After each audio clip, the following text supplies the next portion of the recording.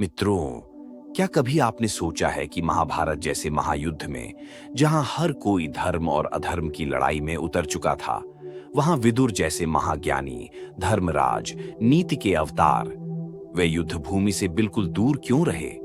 क्यों महाभारत जैसे युद्ध को क्यों नहीं लड़ा? क्यों उन्होंने एक भी दिन, एक भी पल, एक भी वार युद्ध के लिए नहीं दिया? उनके निर्णय ने इतिहास बदल दिया, हस्तिनापुर का भविष्य बदल दिया और शायद कुरुक्षेत्र का परिणाम भी बदल सकता था। अगर विदुर युद्ध में उतरते, महाभारत के युद्ध का परिणाम कुछ और ही होता। आप देख रहे हैं प्रिंस टाटावत ज्ञान और सुन रहे हैं एक ऐसी कथा जिसका सच आज भी दिलों को कंपा देता है। हस्तिनापुर का महल, रात का समय। धृतराष्ट्र अपने कक्ष में बेचैनी से इधर उधर टहल रहे हैं। सामने विदुर खड़े हैं, उनकी आंखों में शांति पर भीतर मंथन का प्रचंड तूफान। धृतराष्ट्र धीरे धीरे कहते हैं, धृतराष्ट्र, विदुर, युद्ध का समय आ गया है। कौरव, मेरे पुत्र, मेरा वंश और पांडव जिन्हें तुमने बचपन से पाला है, तुम किसका साथ दोगे? विदुर शांति से मुस्कुराते हैं, क्योंकि यह प्रश्न केवल सवाल नहीं, एक युग का मोड़ था। विदुर, राजन, मैं किसी का शत्रु नहीं हूं, मैं केवल धर्म का दास हूं।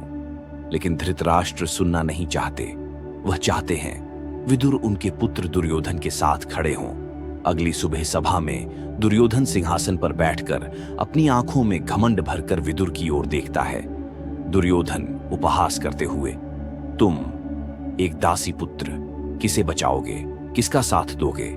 हमारे लिए युद्ध करोगे या उन 5 भिखारियों के लिए?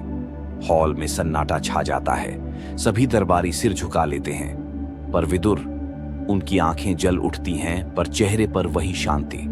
उन्होंने पूरे जीवन में कभी इतना अपमान नहीं सहा था और यह वही क्षण था जब इतिहास बदल गया। विदुर खड़े हुए।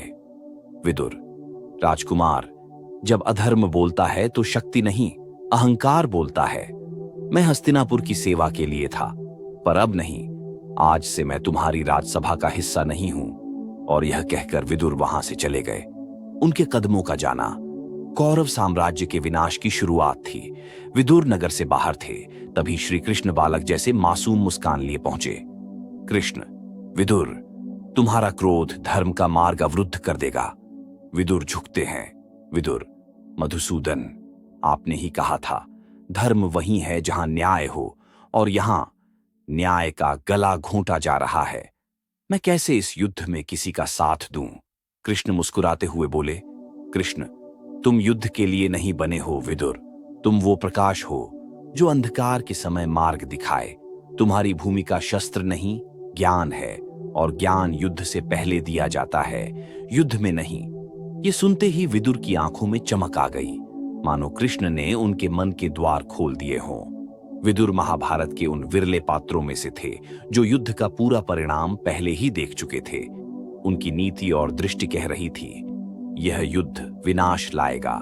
दोनों पक्ष टूटेंगे, स्त्रियां विधवा होंगी, वंश समाप्त होंगे और सिंहासन रक्त से लाल हो जाएगा। विदुर ने कहा था, जहां भाई भाई से लड़े वहां मैं नहीं लड़ सकता। वे जानते थे यह युद्ध जीत का नहीं, विनाश का युद्ध है। महाभारत में उल्लेख है कि विदुर कोई साधारण मनुष्य नहीं थे। वे धर्मराज यम का अंश थे। उनका जन्म ही न्याय, संतुलन और धर्म की रक्षा के लिए हुआ था।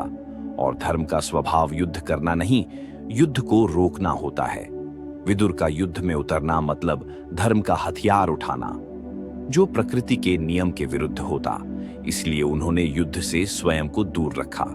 विदुर ने पांडवों को अपने बच्चों की तरह पाला था। उनके भोजन, शिक्षा, सुरक्षा, सबकी जिम्मेदारी विदुर की थी।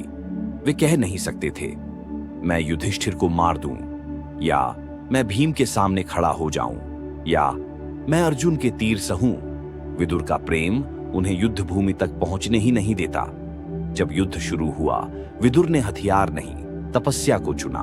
उन्होंने कहा, जब पूरा विश्व रक्त में डूब रहा हो, उस समय मेरा कर्तव्य है धर्म को बचाए रखना। और विदुर जंगल चले गए, तप, ज्ञान और ध्यान में, दुनिया से दूर। उनकी अनुपस्थिति ही सबसे बड़ा संदेश था कि यह युद्ध किसी दिव्य उद्देश्य का भाग है। जब संजय ने युद्ध का वर्णन धृतराष्ट्र को सुनाया, धृतराष्ट्र की आंखों से आंसू बहे। धृतराष्ट्र, काश विदुर होते तो मेरा हस्तिनापुर बच जाता। पर तब तक बहुत देर हो चुकी थी। विदुर का युद्ध न लड़ना कायरता नहीं, धर्म की सबसे बड़ी विजय थी। मित्रों, विदुर का युद्ध छोड़ना किसी पलायन का संकेत नहीं था। यह उस महान आत्मा की पुकार थी जो जानता था, जहां धर्म खड़ा होता है वहीं अंतिम जीत होती है।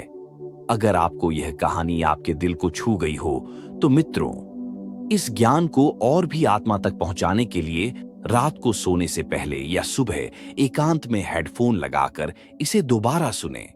और मित्रों, हमारे चैनल प्रिंस टाटावत ज्ञान को सब्सक्राइब करें, वीडियो को लाइक करें, ताकि ऐसी दिव्य, ऐतिहासिक और गहन कथाएं आप तक लगातार पहुंचती रहे। जय श्री कृष्णा।